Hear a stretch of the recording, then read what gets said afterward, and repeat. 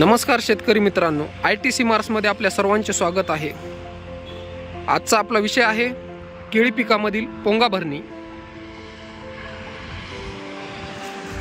केळी लागवडीनंतर 2.5 ते 3 महिन्यानंतर केळीचा पोंगा चांगल्या प्रकारे वाढण्यासाठी, सरळ निघण्यासाठी, 2 पानांमधील अंतर वाढण्यासाठी तसेच त्या रोपाची जोमाने वाढ होण्यासाठी आपण पोंगा भरणी करत असतो।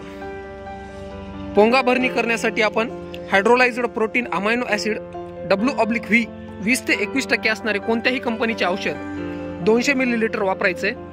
तसेच मॅग्नेशियम सल्फेट 300 ग्राम, तसेच 19-19-19 विद्राव्य खत 300 ग्राम या सर्वांचं मिश्रण आपल्याला 100 लिटर पाण्यामध्ये करायचे व प्रति केळीचं झाड 35 ते 40 ml आपल्याला त्या पोंग्यामध्ये सोडायचे।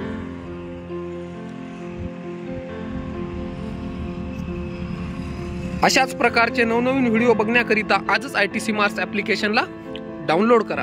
धन्यवाद शेतकरी मित्रांनो।